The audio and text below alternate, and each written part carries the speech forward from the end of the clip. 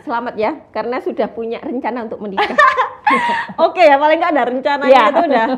Terima kasih loh Bu Mimin. Karena memang kalau kita nggak merencanakan, itu sama aja kita merencanakan kegagalan kan.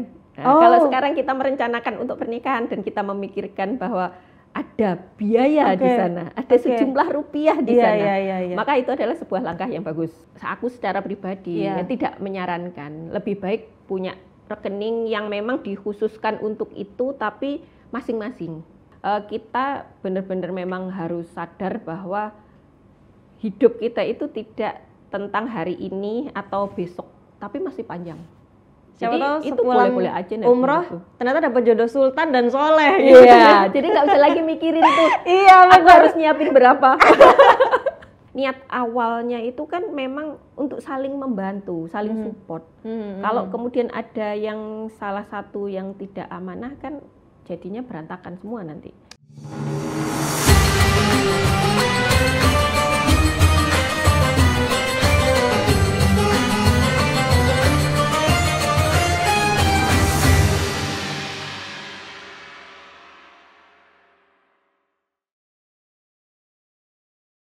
Assalamualaikum warahmatullahi wabarakatuh. Halo Tribuners, selamat datang di program Ramadan Wanita dan Islam bersama saya Hefti Suud.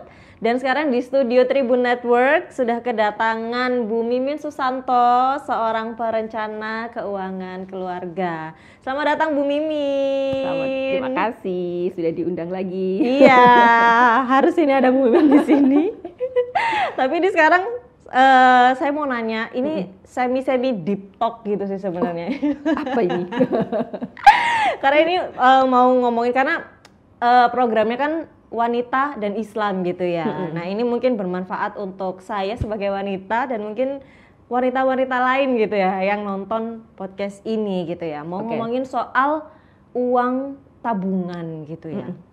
Nah ini kan ketika sebagai seorang wanita yang belum menikah gitu ya atau mempunyai rencana untuk menikah, itu gimana sih sebaiknya mempersiapkan tabungan gitu untuk yaitu tadi menghadapi pernikahan gitu. Apalagi kan kalau ngomongin pernikahan kan biasanya kan ada yang beberapa tradisinya ini harus semuanya dibiayai wanitanya, ini harus dibiayai laki-lakinya gitu. Itu bagaimana mempersiapkannya supaya nggak gelebekan gitu Bu Mimin ketika hari hanya datang. Selamat ya, karena sudah punya rencana untuk menikah. Oke ya, paling nggak ada rencananya itu udah. Terima kasih loh Bu Mimin. Karena memang kalau kita nggak merencanakan, itu sama aja kita merencanakan kegagalan kan.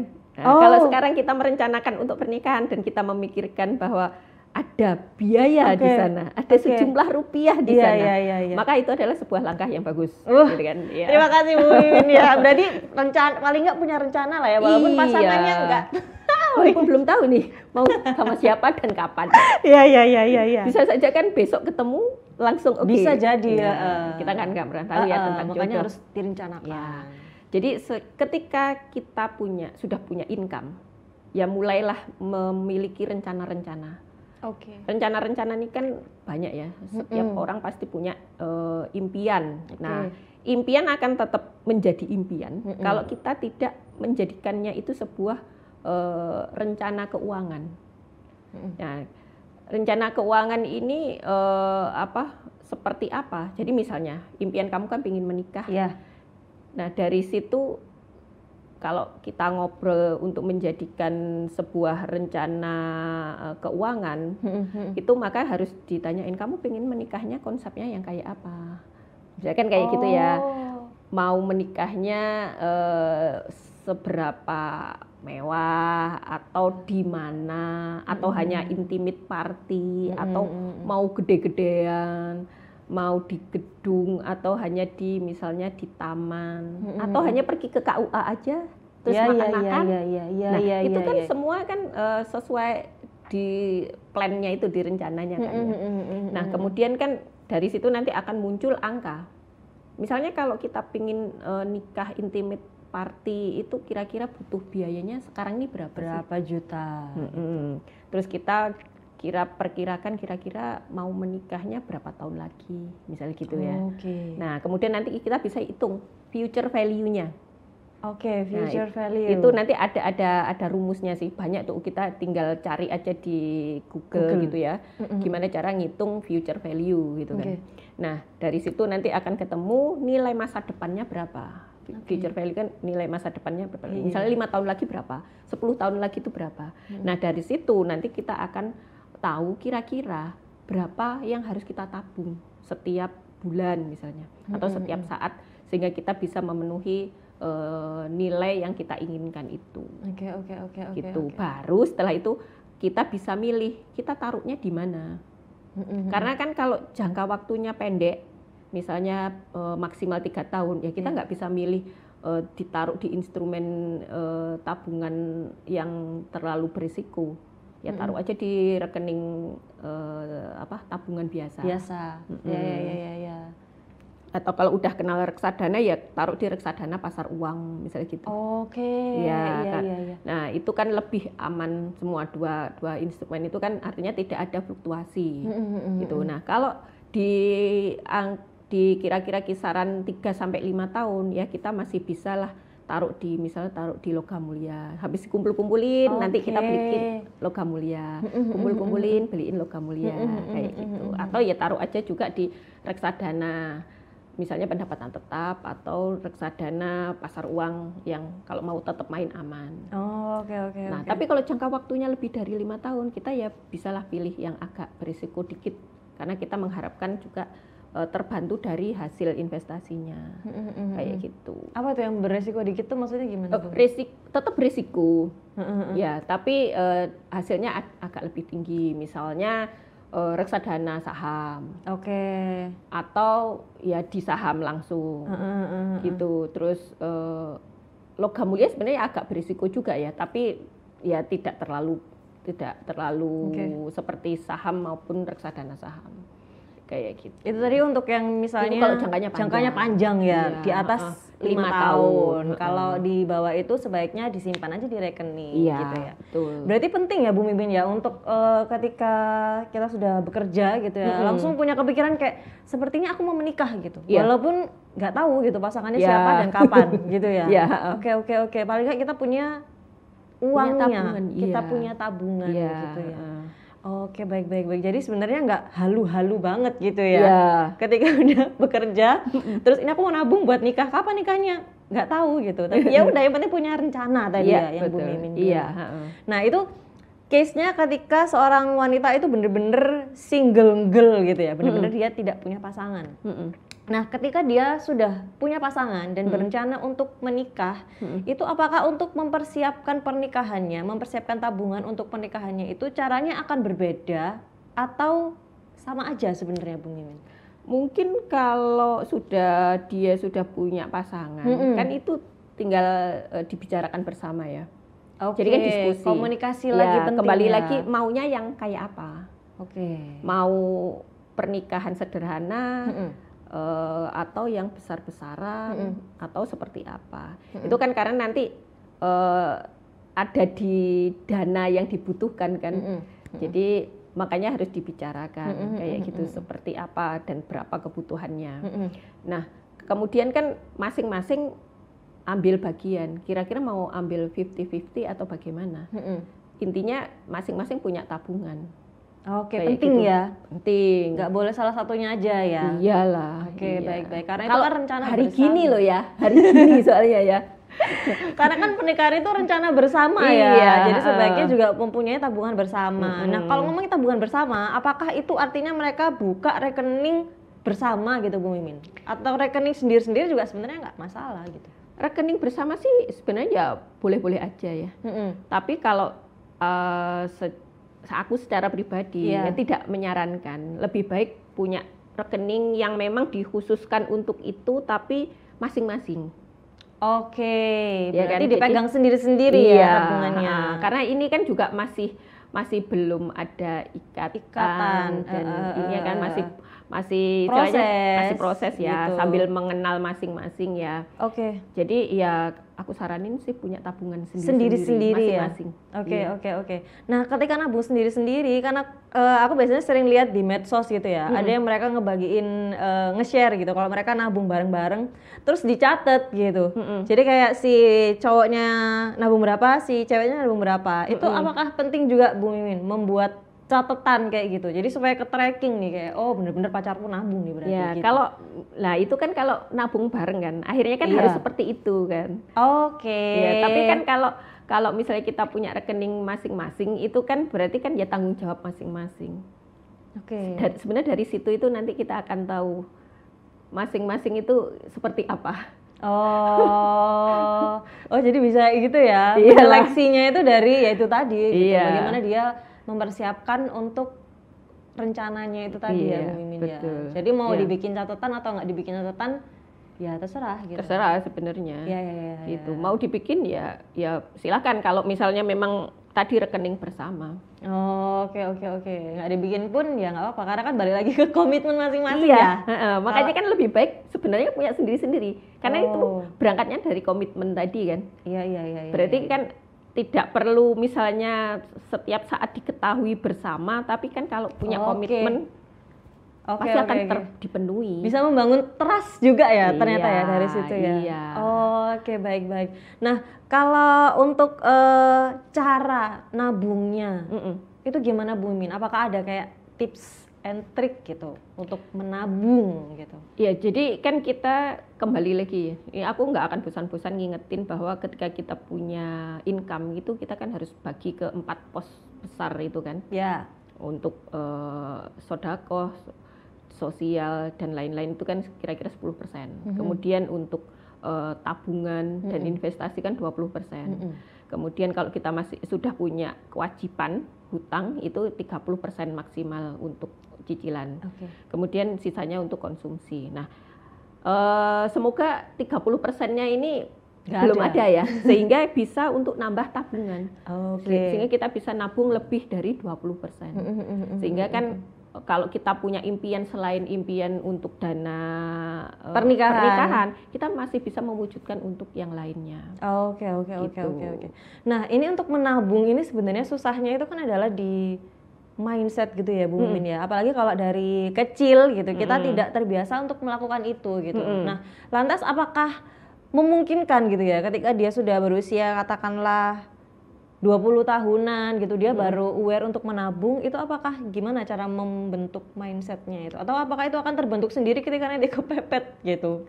Enggak, memang harus dibentuk. Harus dibentuk. Jadi kita benar-benar memang harus sadar bahwa hidup kita itu tidak tentang hari ini atau besok, tapi masih panjang. Masih ingat kan yang aku cerita tentang lingkaran kehidupan itu, bahwa usia rata-rata manusia itu sekarang sudah semakin panjang. Sehingga kalau misalnya di dalam tahun gitu kira-kira ya sekitar 70 sampai 80 tahun usia rata-rata manusia. Sehingga kalau kita bagi ke 4 fase, maka pas fase kedua masa produktif dan fase ketiga masa produktif itu kita kan harus benar-benar menyimpan dana untuk nanti saat fase terakhir, fase pensiun. Ya kan, jadi kan panjang banget hidup kita itu. Makanya kita harus ingat bahwa kita harus menyisihkan sebagian uang kita itu untuk masa depan. Entah itu untuk ya kita merealisasikan impian-impian kita, misalnya rencana pernikahan, mau beli kendaraan, beli rumah atau perjalanan ibadah dan lain-lain, dan terutama untuk masa pensiun. Biar kita tidak merepotkan anak-anak kita nanti. Gitu kan. Yang harus diingat itu harusnya, sehingga mindsetnya akan berubah. Tidak hanya hidup untuk sekarang atau besok. Tapi masih panjang ternyata. Gitu. Tidak perlu juga secara kita menyikapinya dengan terlalu serius ya, tapi kan artinya akhirnya membuat kita jadi takut gitu ya.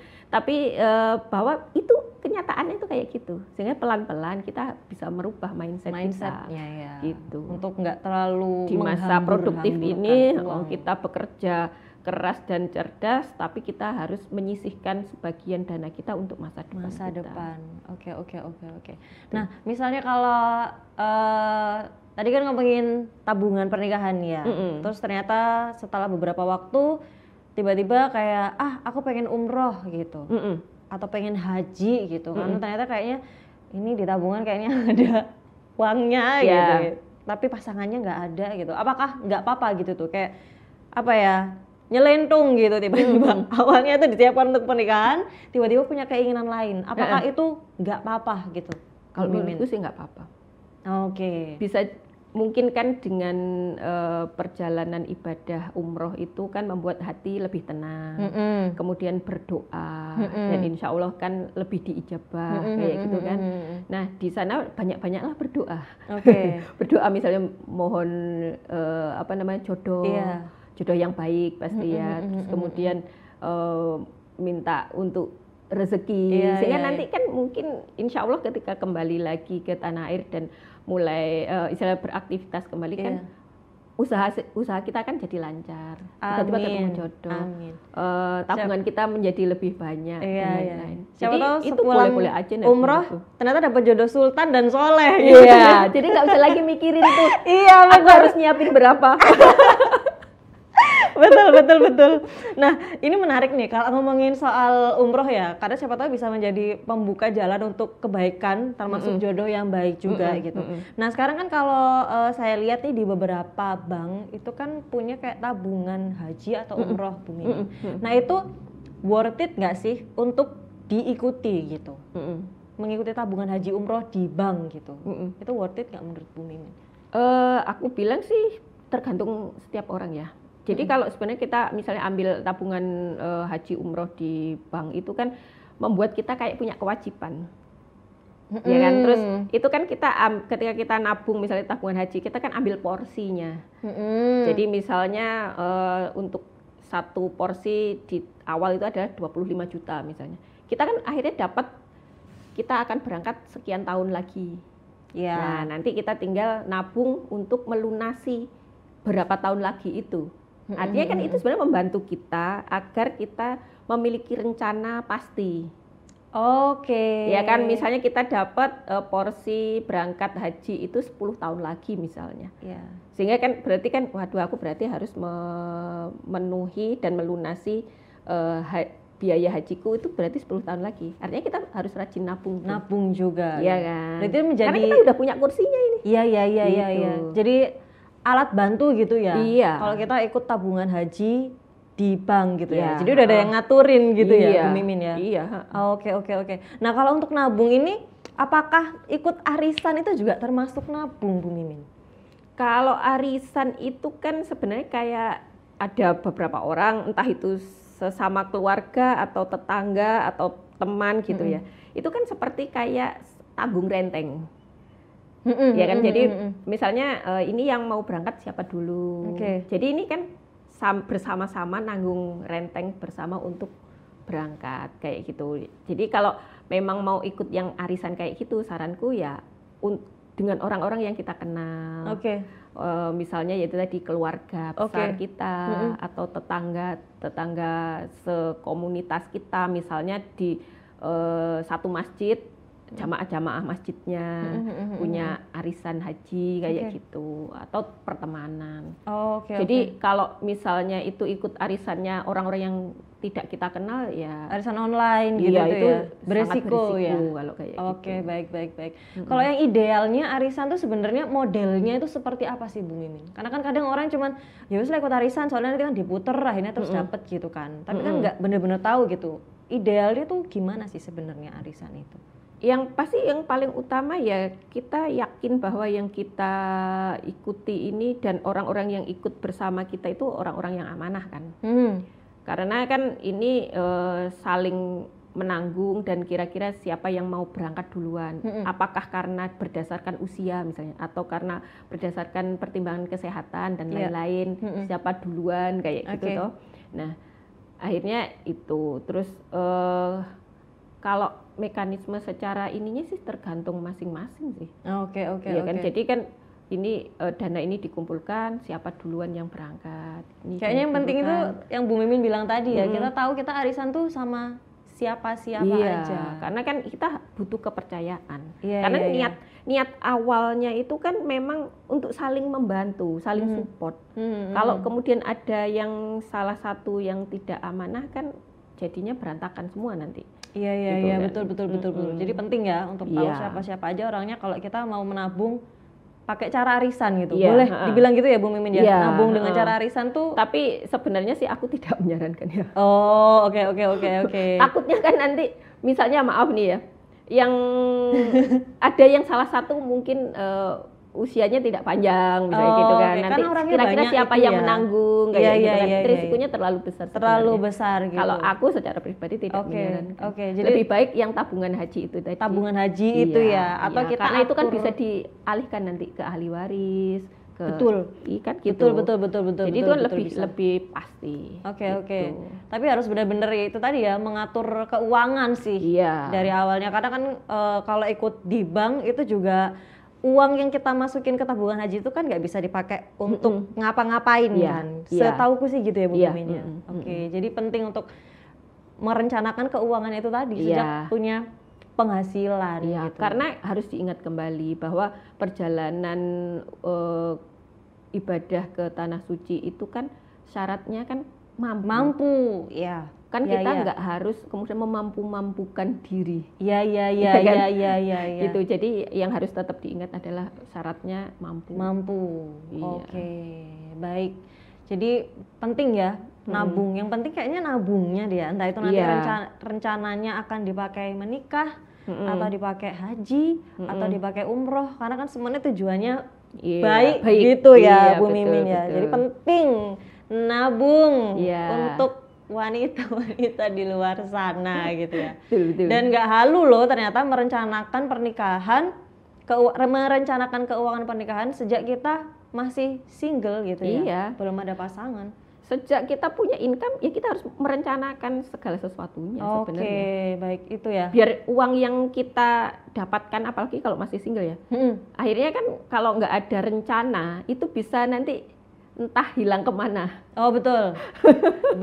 Saya mengalami sekali itu, kayak dulu awal-awal kerja kan kayaknya tiba-tiba dapat uang sendiri kan Bu Mimin. Jadi kayak ya udah bener-bener uang itu gajian hari ini cuman buat hari ini apa besok. Besok-besoknya gak tahu. Gitu. Makanya kalau kita nggak punya rencana, ya sama aja kita tadi merencanakan kegagalan. Harus gitu ya. Rencana makanya. Kata-kata hari ini gitu ya, harus merencanakan, karena kalau kita nggak berencana apapun berarti kita sama dengan merencanakan kegagalan. Jangan sampai ya Tribuners merencanakan kegagalan buat apa gitu ya. Baik, terima kasih Bu Mimin. Sama-sama. Berarti saya mulai sekarang harus rajin menabung dan merencanakan masa depan ya. Karena ya itu tadi semangat. Karena itu tadi ya, hidup nggak cuman hari ini dan besok, masih ada masa depan yang cukup panjang gitu. Baik, terima kasih Tribuners yang sudah menonton. Sampai ketemu lagi di program Ramadan Wanita dan Islam. Semoga tayangan hari ini bermanfaat. Saya Heftis dan Bu Mimin di studio pamit undur diri. Wassalamualaikum warahmatullahi wabarakatuh. Sampai jumpa.